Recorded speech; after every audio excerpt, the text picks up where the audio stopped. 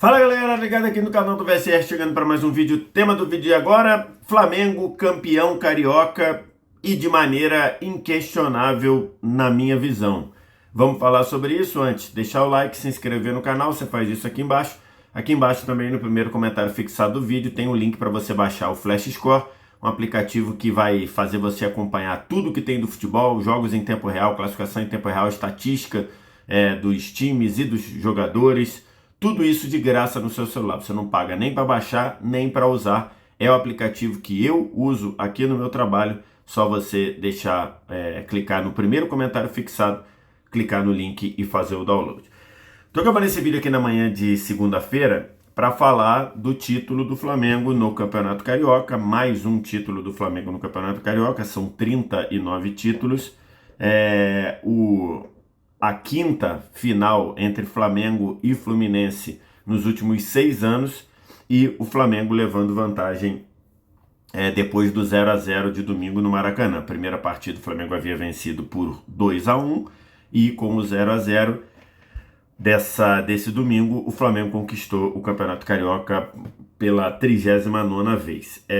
Na minha visão, uma conquista inquestionável do time que foi, ao longo do campeonato, a melhor equipe, acho que sem sombra de dúvida, né?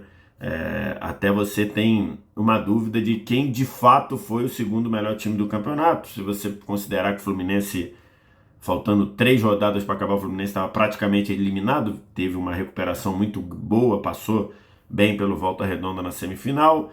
Se você considerar que o Vasco começou bem, depois deu uma grande oscilada, o Volta Redonda trabalhou praticamente o campeonato todo ali. Então você fica até na dúvida de quem de fato jogou melhor ao longo do campeonato depois do Flamengo. Mas que o Flamengo foi o melhor time, isso foi inquestionável. E acho que ficou muito claro essa questão analisando o jogo de domingo. Eu, logicamente, não vi esse jogo ao vivo, por isso que eu estou publicando o vídeo na segunda pela manhã, porque no horário do Flamengo, quer dizer, o jogo do Flamengo começou 4, eu entrei no ar 5 horas, então vi ali parte do primeiro tempo, ouvi o primeiro tempo, mas sem tanta atenção, porque eu estava no Allianz Parque para comentar Palmeiras e Corinthians. Então, como eu costumo fazer aqui, eu prefiro chegar em casa, assistir o jogo inteiro para poder fazer algum tipo de análise. Então, depois de ter chegado ontem em casa, cheguei em casa mais ou menos 10h15, comi alguma coisa e coloquei lá no YouTube para poder assistir o jogo completo.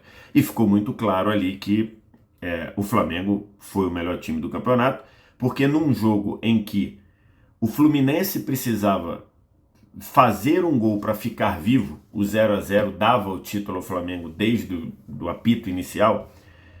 Num jogo em que o Fluminense precisava ser agressivo, precisava fazer gol para ser campeão, ou para ficar vivo no caso, o Fluminense teve uma chance clara de gol o jogo inteiro, que foi já nos 43 do segundo tempo, uma bola longa, uma bola, um chambão para frente, que achou o Keno ali. A bola caiu exatamente onde estava o Keno trouxe para dentro, bateu, e o Rossi fez uma bela defesa no seu canto esquerdo baixo. Essa foi a única chance de gol do Fluminense no jogo inteiro. Um jogo em que, repito, o Fluminense estava, desde o apito inicial, o Fluminense estava perdendo o título. O 0-0 dava o título ao Flamengo. Então, esse jogo, essa final, ela é um resumo do que foi o campeonato, em que o Flamengo foi consideravelmente melhor do que as outras equipes. Geralmente eu falo muito sobre estatística aqui e sempre faço ponderações de que algumas vezes as estatísticas contam exatamente o que foi o jogo, em outras vezes as estatísticas tendem a nos parecer que tem um equilíbrio maior, e que nem sempre é um equilíbrio que aconteceu. Por exemplo, aqui estou deixando as estatísticas do jogo que eu peguei lá no app do Flash Score, esse que você baixa de graça no primeiro comentário fixado do vídeo. Você olhando simplesmente essas estatísticas, você olha e acha que o jogo foi equilibrado. 63% de posse para o Flamengo, 37% para o Fluminense. Até aí nada demais, porque o time do Flamengo tem um trabalho muito claro de posse de bola. Você tem também ali 9 finalizações em gol do Flamengo e 6 do Fluminense. No gol foram 2 chutes de cada lado, né? Além do chute do Keno, esse muito perigoso, teve um chute do René ainda no primeiro tempo, depois num escanteio, ele pega de primeira de fora da área, que o Rossi defende sem susto algum no meio do gol. O Flamengo tem 2 finalizações do Plata, então foram essas. Escanteios 9-5, defesas do goleiro 2-2. Então você olha ali e você fala, o jogo foi equilibrado, olhando só as estatísticas.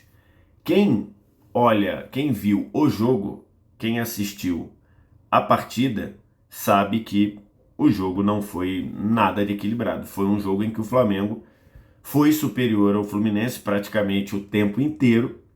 O Flamengo conseguindo sufocar a saída de bola do Fluminense em pelo menos 3 lances. O Flamengo roubou a bola muito perto do gol adversário. Uma delas, o Plata roubou a bola do Fábio dentro da grande área. Depois o Fábio se recuperou, fez uma defesa fantástica, porque o Plata tinha enganado, supostamente tinha enganado o Fábio, né? O Plata olhou para o meio da área, ele estava perto da linha de fundo, olhou para o meio da área e o Fábio deu um passo para dentro para tentar impedir essa bola rolada para trás, rolada para a direção da marca do pênalti.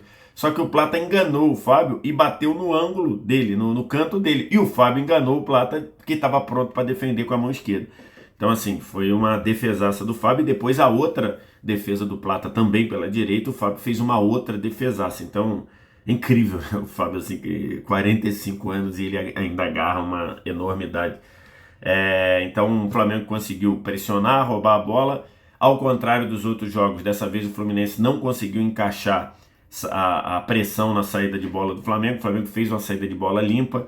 O Gerson na segunda linha mandando no jogo. O Arrascaeta, que não vive uma grande fase, mas jogando melhor do que tinha jogado, por exemplo, contra o Vasco e contra o Fluminense no primeiro jogo. O Arrascaeta no primeiro tempo ainda deu um passe espetacular para o Luiz Araújo entrar livre e chutar cruzado para fora. Outra chance clara de gol do Flamengo.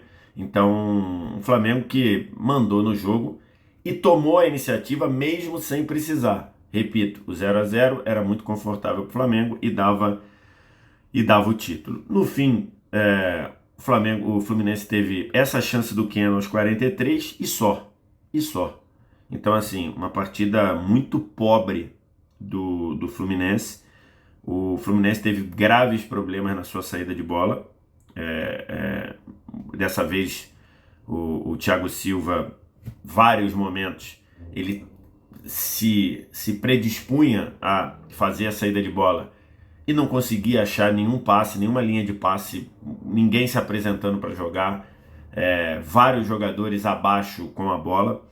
E o Flamengo teve muito domínio, muito controle do jogo e uma intensidade muito boa o tempo praticamente inteiro.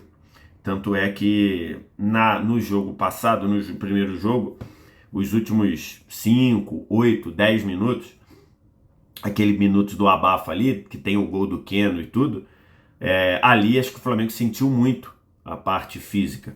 E no jogo de ontem o Flamengo acho que conseguiu dosar mais a questão física, então controlou praticamente o jogo todo e foi campeão. Eu queria falar do Felipe Luiz, né? O Felipe Luiz consegue o seu terceiro título, desde que ele assumiu o Flamengo ali na reta final de 2024.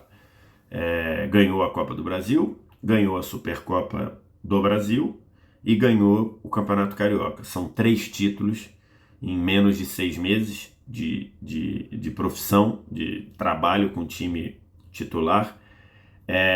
São 3 títulos e apenas uma derrota na carreira como treinador do time profissional. A única derrota do Felipe Luiz como treinador do Flamengo no time de cima do Flamengo é para o Fluminense, o 2-0 do Campeonato Brasileiro, e consegue esses títulos de uma maneira que ele deseja, né? O Felipe Luiz, o que eu falei aqui título da Supercopa do Brasil, eu acho que a gente pode manter, que é, ele prometeu: eu tenho a obrigação de com esse time fazer o Flamengo jogar, eu tenho obrigação de fazer com esse time o Flamengo ser protagonista do jogo, e o Flamengo tem conseguido ser. E isso acho que é muito mérito do Felipe Luiz, a capacidade de mobilização do time, a capacidade de treinar o time. Você olha os movimentos que o Flamengo faz, você vê que é um time treinado, nem sempre acerta. Acho que o Flamengo, pro número, pro volume de jogo que o Flamengo tem, o Flamengo deveria ou se esperaria do Flamengo ser mais efetivo na frente, né? O Flamengo, nos 2 jogos contra o Vasco, o Flamengo venceu, mas o primeiro de 1-0 teve oportunidade. Deveria ter tido mais oportunidades. No segundo virou o jogo para 2-1, teve mais volume do que de fato concretizou. No jogo de ontem, o Flamengo teve pelo menos 3 ou 4 chances claras, não concretizou nenhuma. Então acho que isso tem aí um quê de busca por efetividade, e que acho que nesse tempo aqui, o Flamengo vai ter 13 dias de trabalho até a estreia no Campeonato Brasileiro. É bem verdade que nesses 13 dias não vai ter muita gente por conta de convocação, né? O Gerson está convocado, o Wesley convocado, o Alexandre e Léo Ortiz, então enfim, tem De La Cruz, então assim, tem muita gente que tá convocado, mas o Felipe Luiz vai ter esse tempo aí para treinar, para recuperar jogador. É bem verdade que o Flamengo teve muito problema de lesão do meio para frente, né? O Michael, que ontem estava à disposição, machucou, o Cebolinha machucou, o Bruno Henrique não jogou nenhum dos 2 jogos da final, sem contar o Pedro, que o Felipe Luiz nunca teve a chance de trabalhar em jogo oficial. Mas, independentemente disso, e que o Felipe Luiz conhece muito melhor do que eu o que ele precisa ajustar, é um time que é treinado, é um time que tem um norte de buscar o jogo, tentar ser protagonista o jogo todo, ter uma pressão muito forte para recuperar rápido a bola, não rifar a bola, preferencialmente não rifar a bola no começo ou no começo da jogada. Então tudo isso a gente está vendo, e o começo do Felipe Luiz é fantástico. Eu me surpreende muito, né? Para quem vê, para quem sabe do meu vídeo aqui que eu falei, eu achava que o Flamengo poderia estar queimando etapas com o Felipe Luiz, e achava que talvez o Felipe Luiz pudesse estar queimando etapas em assumir o Flamengo de forma efetiva quando foi, e está muito claro que eu estava completamente equivocado, né? Acho que o Felipe Luiz está com uma capacidade de leitura, de percepção, de equilíbrio de pé no chão muito grande. Para fechar aqui, eu queria falar sobre a arbitragem do jogo de ontem, porque muito se falou da arbitragem nessa reta final do Campeonato Carioca. Se falou lá nos confrontos contra o Vasco, e que eu acho que nos confrontos contra o Vasco teve um erro grave de arbitragem. O Wesley deveria ter sido expulso direto naquela entrada do Verratti. Depois o Verratti deveria ter sido expulso também pela entrada no Varela, mas é possível a gente pensar que se o árbitro tivesse expulsado o Wesley quando deveria, provavelmente o Verratti não desse aquela entrada lá de revide, mas enfim. Aí depois continuou a pressão no jogo da volta contra o Vasco, e que, repito, o gol anulado do Bruno Henrique, o gol confirmado do Bruno Henrique, a gente não tem nenhuma imagem categórica que diga que foi impedimento. Pode muito bem, pela a linha grossa lá, e parecer que a cara do Bruno Henrique, o rosto do Bruno Henrique tá para frente, mas pode muito bem ser a questão da paralaxe, que a gente está olhando a imagem assim, né? Se você botasse a imagem na horizontal, se você conseguisse, que é o que o software faz, você poderia muito bem estar com o Bruno Henrique atrás da linha. Então quiseram transformar aquele lance como um erro grave, um erro claro, e a gente não tem esse elemento. Então acho que para mim no segundo jogo houve uma reclamação exagerada no segundo jogo. E quanto ao Fluminense, acho que o Fluminense não tem o que reclamar da arbitragem. Aliás, no jogo de ontem, quem tem a reclamar da arbitragem é o Flamengo. aos 40 do primeiro tempo, o Otávio dá uma entrada de cartão vermelho no tornozelo do De La Cruz. Entrada simples e sem questionamento de cartão vermelho. É uma entrada dele com trava, com força, com intensidade, pegando na canela, pegando na meia, na parte da meia do De La Cruz. Aquilo ali é cartão vermelho direto. Se o árbitro não aplicar em campo, é pro VAR chamar. Isso daí não é achismo, isso é orientação. Entrada com sola, com contato, com intensidade. Se é na região da chuteira, amarelo. Se é na região da meia, canela, joelho, tudo, é vermelho.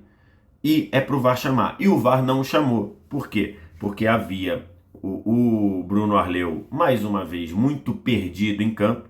Você olha para o Bruno Arleu, ele olha, a sensação é que você fala assim, alguém está pedindo socorro para tirarem ele dali.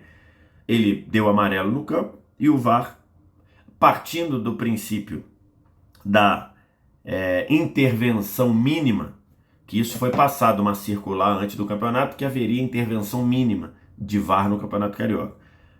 O VAR não entrou para recomendar a expulsão, mas aquilo era para vermelho direto. E depois o gol anulado, o segundo gol do Flamengo anulado, ainda tem esse ponto, né? O Flamengo teve 2 gols anulados. Um inquestionável, impedimento do Juninho, era ali por pouco, mas estava impedido, então inquestionável. Quando tem a casquinha para o Juninho está à frente acho que do René, e impedimento marcado, não tem que questionar. O outro gol anulado, ainda tem isso, né? O Flamengo teve, mesmo sem precisar, o Flamengo foi tão melhor que o Fluminense que ainda teve 2 gols anulados. E o outro é uma anulação, para mim, completamente equivocada, porque quando o Juninho e o Inácio se embolam, ninguém faz falta em ninguém ali, né? Ah, mas o braço do Juninho enganchou na perna. Não enganchou, o braço inclusive desliza na perna. Então, assim, para mim, não era para anular. Ainda pior, se o Bruno Arleu anula no campo, ok. Ia ser uma decisão ruim, ia ser uma decisão incompatível com o lance. Mas beleza, se ele anula no campo, ele ia ter visto o lance de costas, né? Porque o lance estava aqui, os 2 jogadores se embolando aqui, o Bruno Arleu estava aqui. Ele veria o lance de costas.